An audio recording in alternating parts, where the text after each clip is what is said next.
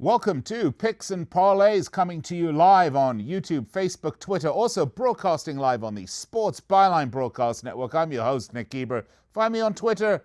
It's very easy. It's at Nick Geber, Nickgeber. Love to hear from you.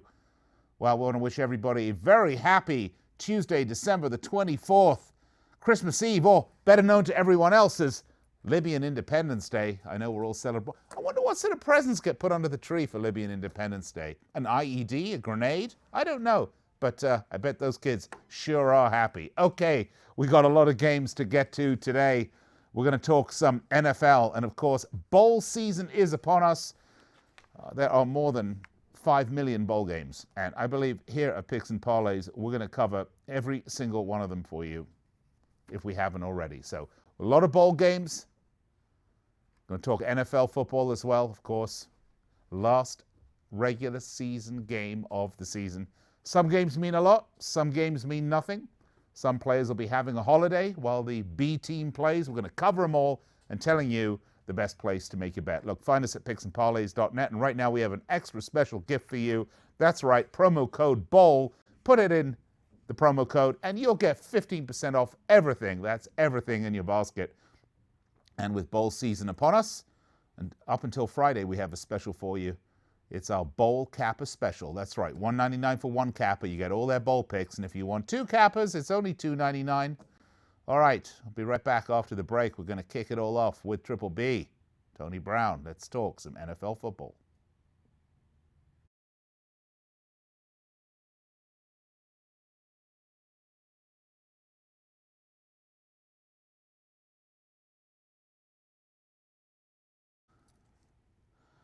Welcome back to the show. Picks and Parlays here, live, Sports Byline Broadcast Network, Monday through Friday, 4 p.m. on the East, 1 p.m. on the left coast. Love to hear from you. By the way, if you missed any part of this show, we do stream it live on YouTube, Facebook, Twitter. We'd also love to hear from you. Fill out the comment section. We'll do our very best to respond to you here during the show. But if you missed any of the live show, you can see replays on all those social media sites and, of course, our podcast network, the Believe Podcast Network, BLEAV. You'll find all the picks and parlays right there for your personal edification. Well, speaking of edification, who better to edify you than the Triple B himself, Tony Brown. Tony, welcome to the show. Hey, how's it going, Nick? I look like I lost you a little bit on the sound. I can barely hear you out there. I don't know if it's my end or yours, but I can hear you enough to get the picks out. Well, I'll tell you what, Triple B, I just don't want to hear your end, okay? But I want to hear your picks. All right, let's get to it, shall we? And if we lose you, we'll sub you out, okay? Like a tag team in wrestling, okay? So don't worry about it. Tell you what, why don't we just bring in Craig Trapp? I think we're having some trouble there. Let's bring in Count Trapula. Yeah, I can't hear you all at right, all, Craig, Nick. welcome. We're gonna lose Tony right there. Bring in Craig. As long as your end's not talking, Craig, we'll be happy. Yeah, I want to hear the backside talk, but big week here in NFL. Of course, NFL Week 17. Excited to get to the playoffs. Meaningful football again. Absolutely meaningful football. You know what, Craig? Some of the games this weekend are actually meaningful. I mean, I'm thinking about the 49ers Seahawks. We're going to get to that in a minute. I'll tell you what. Let's start, shall we, with the Bears and the Vikings. The Bears are eliminated from the playoffs. Too bad for them. 7-8. By the way, 7-8, 4-11 against the spread. You know, that'd get you into an almost above middle bowl level game if you were a college team. But of course, this isn't college.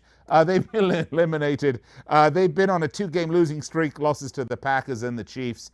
They're 3-4 and 1-6 against the spread away from Soldier Field. The Vikings, though, 10-4, 8-6 against the spread. They did tie up that wild card spot for the NFC, so they're all pretty happy about that. They can all wear their helmets with the horns and drink lots of beer.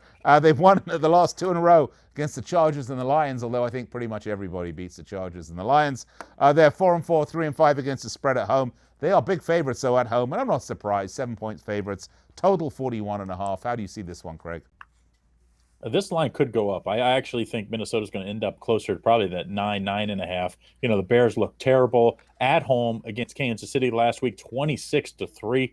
Against the Kansas City defense, let's be honest, that's not a world beater. So I can't imagine a lot of people are going to be, I think the public's going to be all over the Vikings here. Vikings could be anywhere from a 2 to 6 seed. I mean, that's how crazy their scenarios are, but they're in the playoffs no matter what. I think the Vikings are deserving favorite. I actually think the under's a solid play in this one because Chicago on the year is 4-11 on the over-under. So unders have been money for them. And the last 9 games, 7 of the last 9 games have gone under for the Bears. So I think this one screams under. I think both of the teams will be lucky to get over 20. So, hey, give me 41.5. I'm going to take the under 41.5. I think the Vikings win, but little too many points for me to lay, even with a meaningful game for the Minnesota Vikings. I agree. And I have to tell you this, Craig. You know what else this game will be? This game will feature testicular shrinking cold, okay?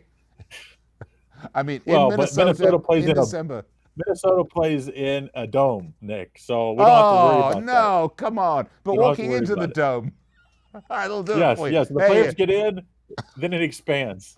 Yeah, let the eggnog take over. I'm celebrating Libyan independence today. Okay, right. Next up, Cardinals at Rams. Cardinals 5-9-1, 9-5-1 against the spread. They're out of the playoffs as well. Kyler Murray isn't going to play. He's banged up, and the last thing they're going to do is put him in. They won the last 2 against the Browns and Seahawks. Oh, shred of hope there, but then, oh dear, just wasn't good enough. 2-6 straight up in the last 8. They're 3-4, 6-2 against the spread away. The Rams 8-7, 10-5 against the spread, coming off losses to the Cowboys, the Niners, and really anybody else you can think of. They're 4-3 straight up and against the spread at home. Total has gone under in 7 of the last 10. I'm detecting under on this one. It's a total of 49 points. The Rams 7 points home favorites. Craig, you like under on this? Well, this is a dangerous game. These are one of the dangerous spots when you have 2 teams that are playing for nothing.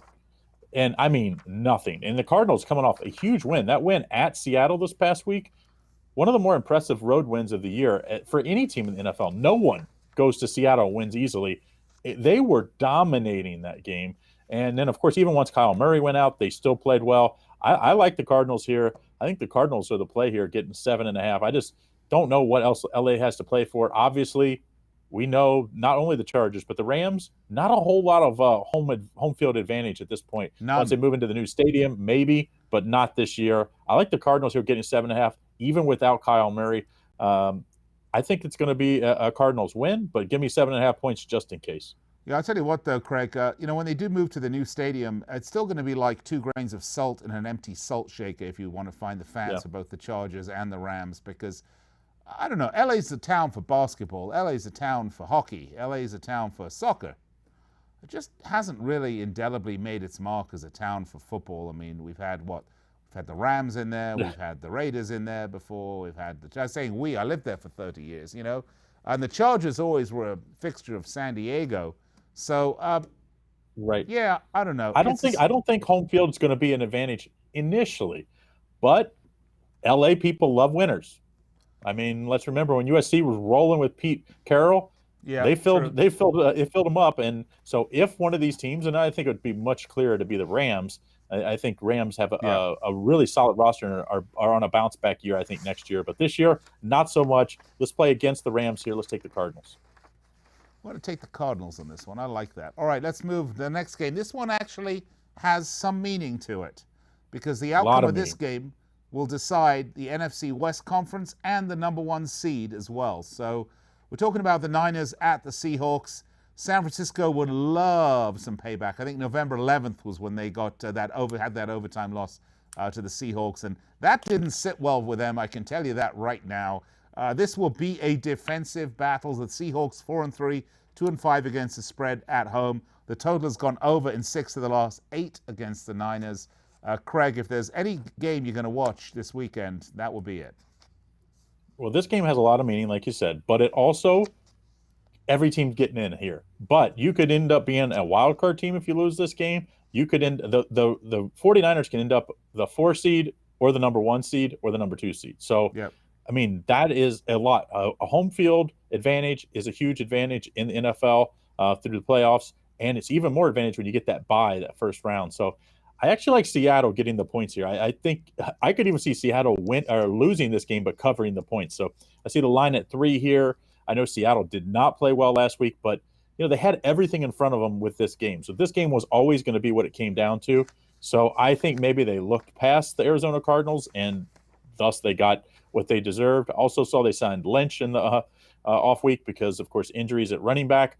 But I just think Russell Wilson has had an MVP type season. I think he has another really big game. The one worry here is they haven't been great at home against the spread, just 2-5 against the spread, versus a 49ers team that's been good on the road against the spread, 5-2 against the spread. So, but I'm going to take the home dog here. I just think this is a extremely close game. I would take the under here, and I also, my better play though would be Seattle +3, and what I think is going to be one heck of a matchup. Might even see this one as a rematch come playoffs down the line. Interestingly enough, I like your underplay here because, typically you're this close to the playoffs.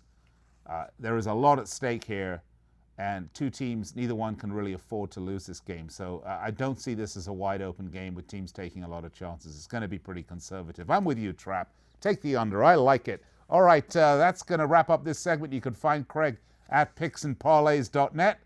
Feel free to load up on his expert picks, and you can get 15% off. Just use promo code BOWL.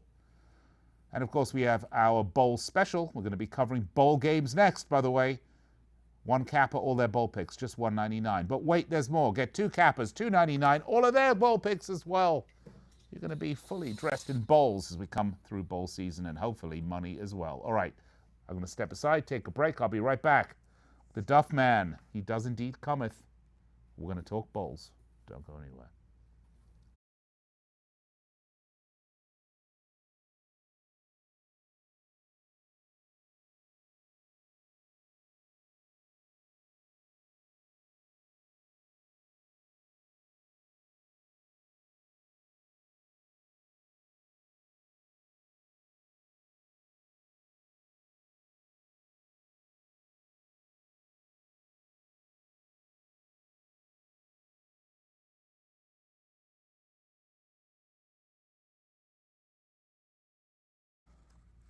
Welcome back to the show, Picks and Parlays here on the Sports Byline Broadcast Network. Also coming to you live.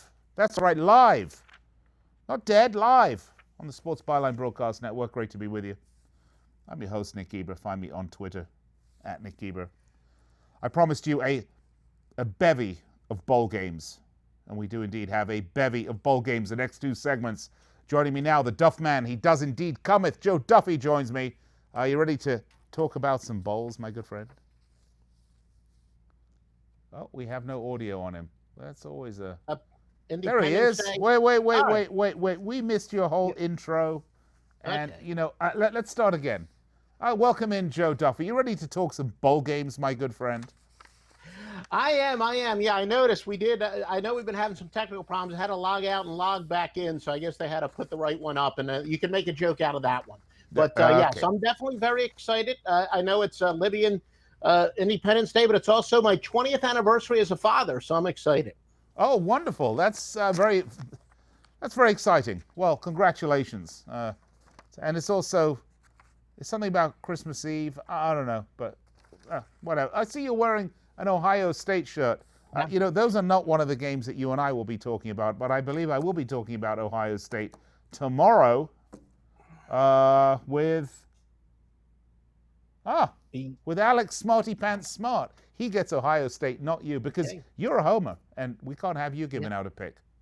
Yeah, well, it's my 20-year-old's school, so that's why I'm an Ohio State fan. There you go. All right, well, let's start, shall we? Let's talk about a school that I absolutely loathe and a state that my ex-wife is from. Let's talk USC versus Iowa. Too bad there can't be two losers here, folks. But quite frankly, if there is going to be a winner, I would prefer it were Iowa. But let's talk about it. USC 8-4, 7-5 against the spread in this Holiday Bowl. USC offense didn't really wake up until later in the season, but they did manage to average 37.3 points over the final 6 games. Someone must have paid him, and then they woke up. Keaton Slovis, well, he's surprised this season. He took over for JT Daniels, who went out in game 1, and then we were all excited. Sad for JT, but all excited about the doom and gloom facing the USC program. And then this bloody kid came up and did all right, actually. USC are 4-14 against the spread in the last 18 as a dog. And the Iowa Hawkeyes, 9-3, 5-7 against the spread. All 3 losses. Michigan, Penn State, Whiskey.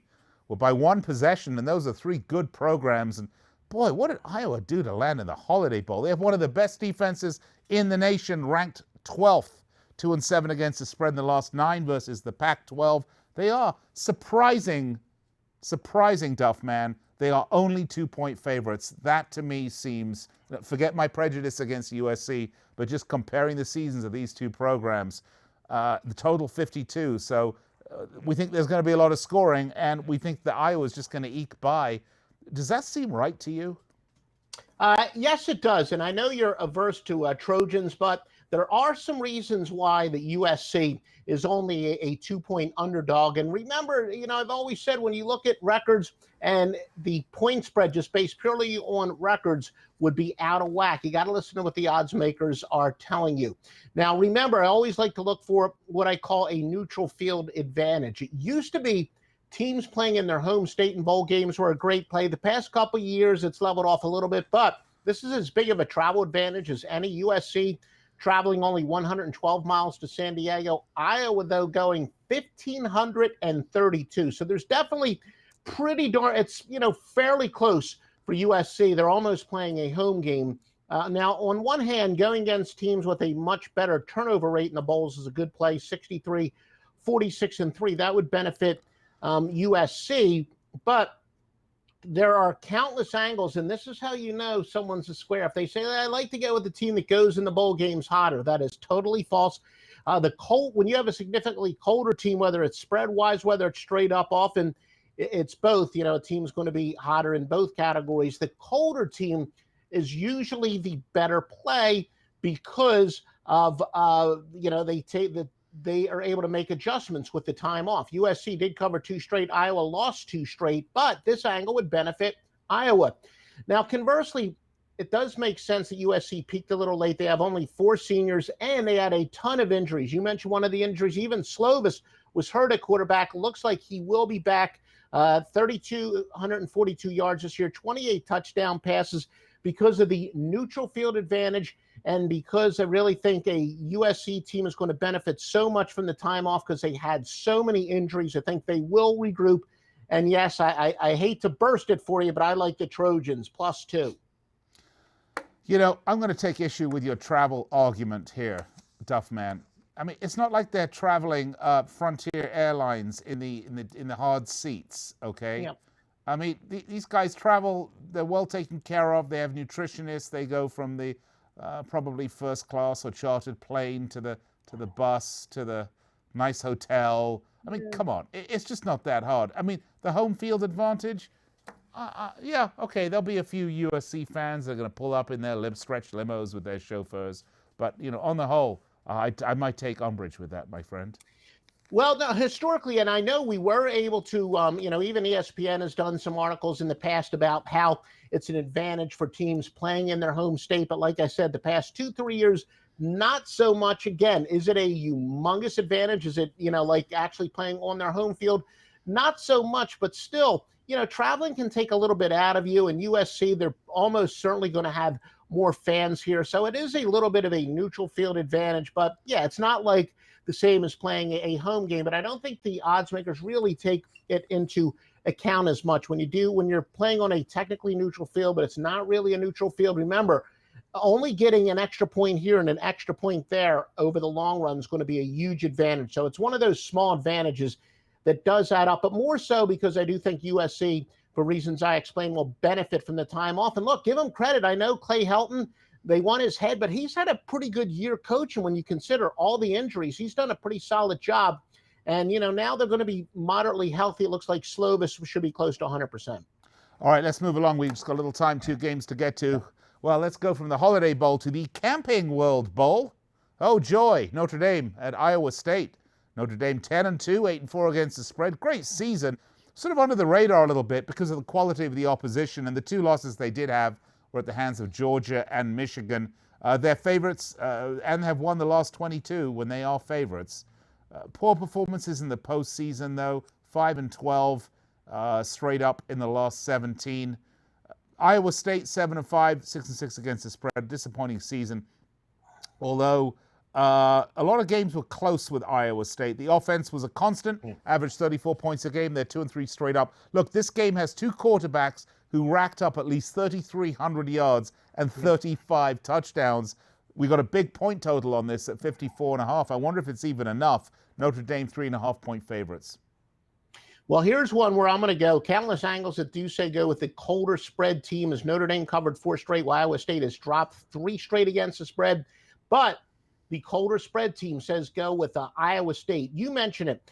Brock Purdy's one of the top Iowa State quarterbacks ever with 18 school records. Remember when Notre Dame lost to Georgia at the time, Georgia, this before they lost to South Carolina, I should say, the other USC, and it looked like they had a true quality win, and they were undefeated for a while, and there was even some talk that they could be a Final Four team. So I think this is really truly a consolation bowl for them. They had much higher expectations earlier in the year because of what you said. Look, they've got a very good quarterback with Ian Box, some great wide receivers with Claypool, and then 2-headed tight ends. But I really think that if either team's going to be, have a letdown here, it is going to be Notre Dame, and because of the systems I said that says go with the colder team in bowl games with the time off, I do like Iowa State plus the points. All right, good timing because we got just enough time, 3 minutes. Let's get this next one in. It's the biggie. It's Oklahoma LSU Peach Bowl. This is the college football semifinal playoff. Oklahoma Sooners 12-1, 5-8 against the spread. Their lone loss was to Kansas State. Sooners beat all ranked teams they faced. They scored 43 points per game, but they're ranked 49th in points conceded. They're 1-5 against the spread. The LSU Tigers, I don't really know what to say about this. I mean, a perfect season. Great team, great fun to watch. Scored the third most points per game in the country, winning by an average margin of 26. Oh, and a tough schedule as well to boot. So look, these two teams ranked in the top 5 points per game and outside the top 20 defensively. So you're going to smell a lot of points in this game. It is 75.5 points. LSU 13-point favorites.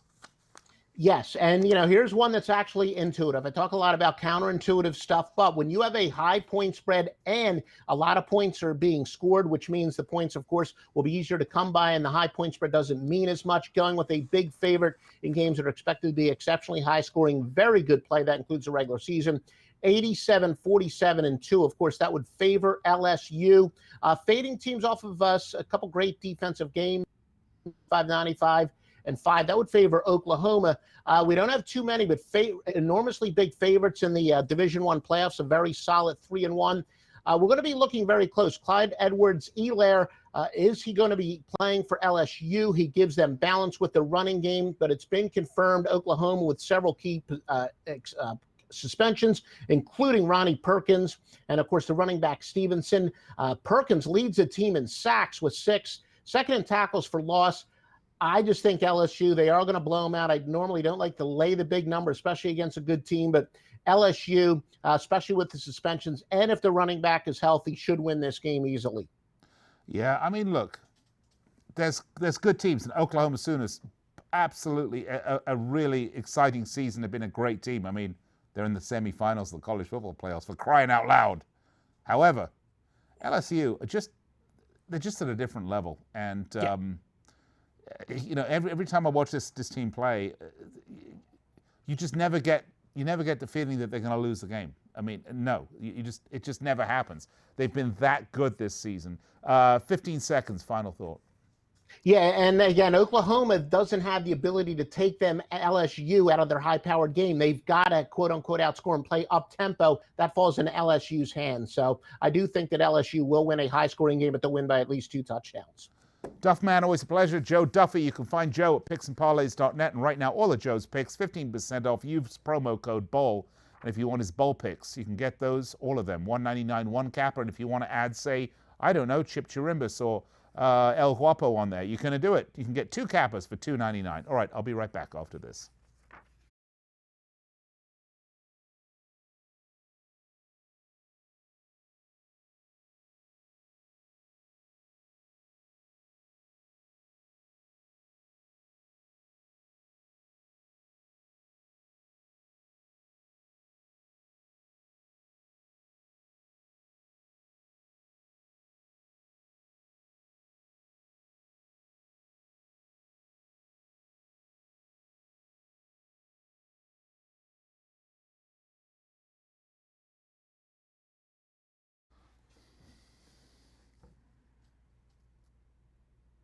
Welcome back. Picks and Parlays here on the Sports Byline Broadcast Network, where you'll find us every Monday through Friday at 4 p.m. Eastern Time, 1 p.m. Pacific, and also streaming live throughout the day, YouTube, Facebook, Twitter. If you want the best in sports picks, well, you're not going to get them from me. I'm just the host. You're going to get them from any one of our 35 expert cappers, and all the expert cappers you will see on this show, giving out free picks aplenty. And don't forget, our expert picks are also there for you at picksandparlays.net. I'll tell you about our special at the end of the segment, but in the meantime, if you want to hear him roar, there's no better time than right now to bring in LT Gray. Let's talk a little college bowls, because while we did that last segment, now we're going to do it this segment. So many bowls to get to, Tony. Really, my bowl runneth over. I don't know what to say. Yeah, it's bowl season. They all come really quickly here as we're winding down here. We're getting into the big matchups now with the good teams, and I'm really excited about it. All right, well, let's get to it. Let's start with Minnesota Auburn. This is the Outback Bowl. The Minnesota Golden Gophers, 10-2, 6-4-2 against the spread. 2 losses in the last 3 games, though, dashed the Gophers' hope of a Big Ten title or a college football playoff berth. But you know, I've always thought that the Gophers' real hope is to just dig holes in my yard and eat my plants and leave little gopher droppings in there. But apparently, they had other ideas, but they were dashed. This is the first New Year's Day game for Minnesota since 1962. A game, I might add, that was actually covered for picksandparlays.net by our very own Chip Chirimbus, who was at that game, and that was his winning selection of the week. So, you know, how about that? That's gone over in 5 of the last 6 for the Golden Gophers, averaging 54 points a game. And Auburn, 9-3 against the spread. Look, their 3 losses came to Georgia, LSU, and Florida. They're 11-1 straight up, 10-2 against the spread in the last 12 when they're favorites. Total has gone under in 4 of the last 5. I mean, Auburn, you know, there's the luck of the draw, and then there's, well, an unlucky draw. And really, strength of opposition, I think, has had a lot to do with the Tigers and landing here in the Outback Bowl. But they are big favorites, 7-point favorites, and total 53.5. LT Gray, do you agree with me on this one? Yeah, I'm going to definitely look here at Auburn here at -7. It's a huge step up in class for Minnesota. Of course, we saw the Tigers flex their muscle, beating Alabama 48-45. Put up 181 yards rushing, 5.5 yards a carry on that Crimson Tide defense. That was really impressive. And one thing to note here, you know, Auburn, they were competitive in losses. LSU by 3, Georgia by 7, and they gave up only 21 points to LSU, and it kept the Georgia offense intact as well. But, you know, when you looked at Minnesota, when they stepped up and faced the good defensive teams, the results were losses, as you said. They lose to Iowa 23-19. Then that game against Wisconsin, that one, a 38-17 loss, it blew their shot at a Big Ten championship and the Rose Bowl game. Even if they got to the Big Ten title game, they probably would have gotten the Rose Bowl because Ohio State got into the playoffs. So again, that was a costly loss, losing to Wisconsin. And of course, you know, one thing I note here with Minnesota is their run game just could not get off the ground here. 2.1 yards a carry to Iowa, 2.5 to Wisconsin. Now they face one of the nation's best defensive teams in Auburn. Of course, their head coach, Gus Malzahn, you know, came into the season on the hot seat. So I think he wants some positive momentum going into next season. And of course, one thing to note, Minnesota was able to avoid some heavyweights in conference. They didn't play Ohio State, did not play Michigan. Of course, Michigan State was not on the schedule. Another good defensive team. So they weren't really battle tested against some of the elite teams. Now they're stepping up in class. And don't forget the non-conference where Minnesota struggled against Fresno State and Georgia Southern, winning by 3 in those games. I'm going to go ahead and take the favorite here with Auburn -7. All right, fair enough. I like that pick. Let's go to I read this as the Belch Bowl, but it's not. It's the Belk Bowl. It's Virginia Tech, Kentucky. Virginia Tech Huskies, 8-4, 6-6. I have to just stop this for a minute. Honestly, Tony, I love the bowl games are great, and it's a little like AYSO. Everybody has to play it, everybody has to feel it, everybody has to get a trophy. But some of these teams have just really mediocre records, and really maybe they shouldn't have a postseason. Maybe they should just have a time to reflect on how crappy their season's been and how they've let down their alumni and their fans. But oh no, you get to go to the Belk Bowl, and let's get to it. The Huskies, impressive defense though, one of the top against the spread teams in the country. They've had a turnover problem, however, small. 22 turnovers in 12 games, and that is not a number that you want to be proud of. They've limited opposition in the last 4 games to just 37 points total. By the way, that included Notre Dame. And Kentucky, 7-5, 9-3 against the spread. Another team with a stellar defense, limiting their final 5 opponents at just 54 points in total. They've outscored the last 3 opponents by 99. They're the 4th most rushing yards in the nation. They're 6-1 against the spread in the last 7. And if you're waiting for me to say that Kentucky are big favorites, you're just wrong, because Virginia Tech are 3-point favorites with a total points of 46. Tony, I scratched my head on this one. Why are Virginia Tech favorites for this game? Well, a couple of things here. It was a messy start for Virginia Tech, but they got their act together late. And I'm going to go ahead and take Virginia Tech at minus a 2.5. They played well on the stretch, winning and covering 6 of their final 8. Their offense really got on track when they switched quarterbacks at Herndon Hooker. 62% completion rate, 11 touchdowns, 2 picks. He averaged 10.3 yards per pass attempt. Now, one thing with Kentucky, they're a one-dimensional team. They lost their starting quarterback and their backup to injury, so they had to go to their wide receiver, Lynn Bowden, and said, come and be our quarterback, which he did. He's not a very accurate quarterback. 46% is their completion rate. And this will also close the career of longtime defensive coordinator Bud Foster for Virginia Tech, who will retire at the end of the season. The Hokies did put up really good defensive numbers, as you said, against Notre Dame, against Pittsburgh. One thing to note here, Bud Foster's defense will have 1 month to get ready for a one-dimensional offense. Wildcats third-string quarterback Lynn Bowden. Here's something I couldn't believe. He's a 46% completion rate, and he's telling the world that he's going to enter the NFL draft after his junior season because, let's face it, they had some success down the stretch running the football. I don't get it. His mind's now for the NFL, and he can't even complete half his passes. This doesn't make sense to me. I don't think this kid's head's on straight. I'm going to go ahead and take Virginia Tech here, minus 2.5. So what's the quarterback that's completing 46% of his passes?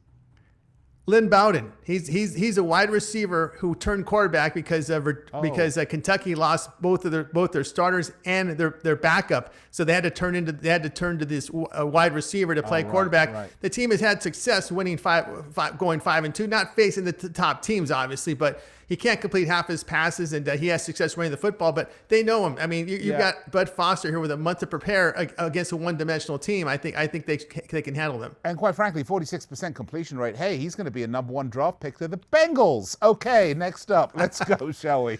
Oklahoma State. Oh, let's not do that one. Let's do Cal versus Illinois. Look, this is the Red Box Bowl, and to be honest with you, I'm not sure if that's a video rental company or a yeast infection. But it's Cal, Illinois at the Red Box Bowl. The Golden Bears, 7-5, 6-6 against the spread.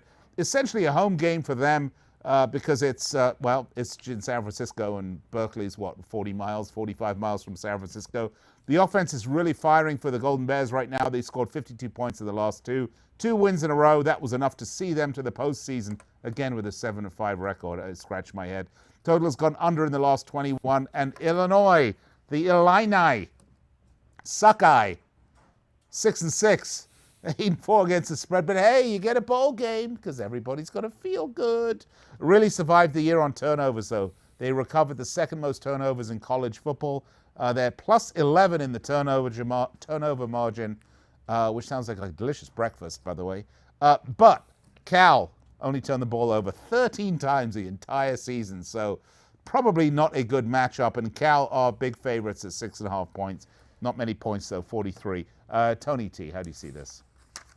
Yeah, I'm going to go here under the total of 43.5. The final line make-up bowl game as they got healthy on defense and played well enough to finish at 6-6.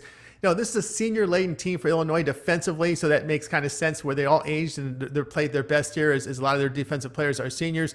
But really, the truth is, the final line offense really played poorly down the stretch, held to 10 points in losses at the end of the season at Iowa, and then a bad Northwestern team. How do you score 10 on them? I don't get it. Over their past 3 games, final line only averaged 300 yards. And one thing to note here with this Illinois team, once they got bowl eligible at 6-4, the coach was dancing and they were all excited. And they were just satisfied. They stopped their quality of play. They digressed. But California, too, a good defensive team, hampered by struggles on offense. They did play under in 8 of their 12 games. They have allowed 20 or fewer points in 3 of their final 4 games. Illinois has played to under in 7 of 12. In their games away from home, final line, I have played to under in 4 of 5. I think this is going to be a snooze fest here, Nick. I'm going to go Cal and Illinois to go under total of 43.5. Yeah, I'm with you. Not an exciting one. All right, let's move along. Texas Bowl. Okay. Oh, sorry. Oh, the Texas Bowl. Okay, Oklahoma State, 8-4, 9-3 against the spread, looking for their 4th straight Texas Bowl win. They're on a current postseason run of 3-0 straight up and against the spread. The total's gone over in the last 8 against A&M. And for A&M, the Aggies, 7. Isn't that the Hook'em Horns thing? Yes, it is. 7-5, 7-5 against the spread. 7-5 record is more like 0-5 though versus good teams, and 7-0 against rubbish teams. Yet you find your way to the world famous Texas Bowl. Where does Oklahoma State rank? Good or rubbish? I'm probably going to say probably in between.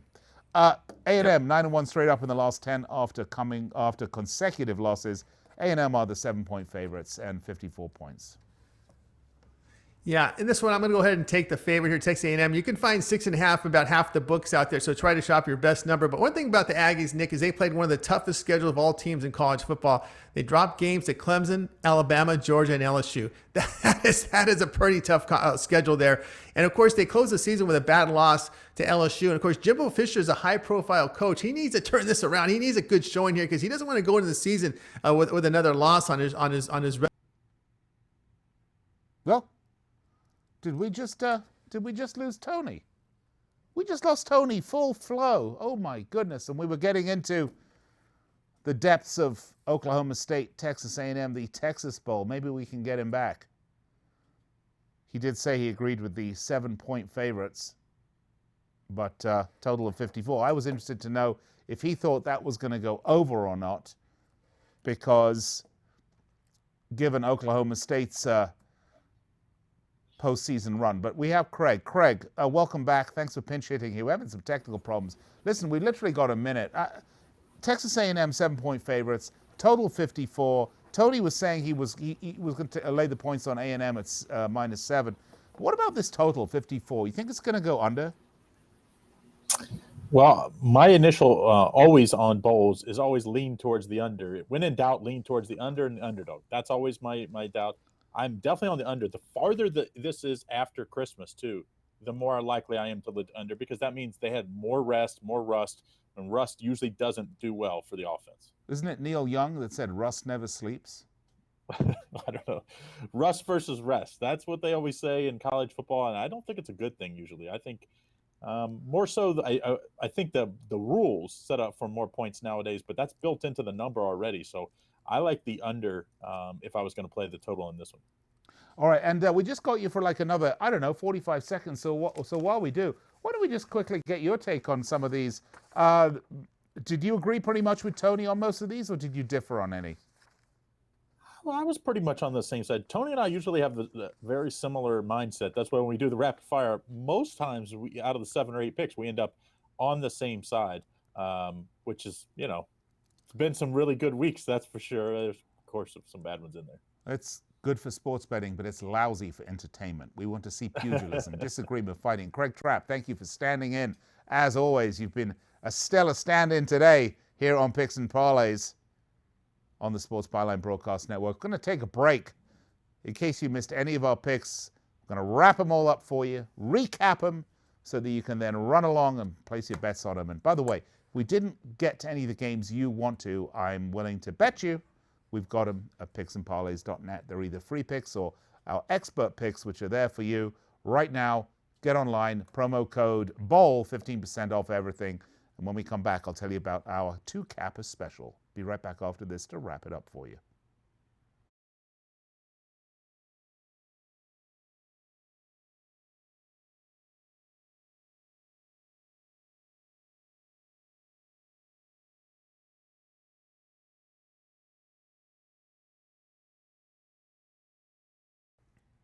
Welcome back to the show. Picks and Parlays this December 24th, Libyan Independence Day. Oh yes, it is Christmas Eve too. That's why I'm wearing this silly hat. We bring you the best in sports betting picks, both on our website at picksandparlays.net and here on this show, Monday through Friday, 4 p.m. Eastern, 1% Pacific. And of course, we have lots of videos on our YouTube page, our Facebook page, our website. You can find it all there. Loads of videos, loads of free picks, and of course our expert picks are waiting for you when you're ready to kick it up a notch. 15% off, use promo code BOWL, everything in the shopping cart. And if you want to bet the college bowl season, the best way to do it is to get our capper special. $1.99 one capper, all their picks for the bowl season. $2.99 two cappers, all their picks, and this is good until Friday. All right, we did give out a lot of free picks, so let's recap. Let's get right to it, shall we? Duffman. We went with Duffman. his bowl game picks. USC Iowa, take USC +2. Notre Dame versus Iowa State, take Iowa State +3.5. And finally, Oklahoma LSU, take LSU -13. Tony T, his bowl game picks: Oklahoma State, Texas A&M, take Texas A&M 6.5. Cal, Illinois, take under 43.5. Virginia Tech, Kentucky, take Virginia Tech -2.5. And Minnesota, Auburn, take Auburn -7. Hope you enjoyed the show. We'll be back with you tomorrow. Loads more free picks at picksandparlays.net as well. Tune in then. Until then, bet, win, repeat.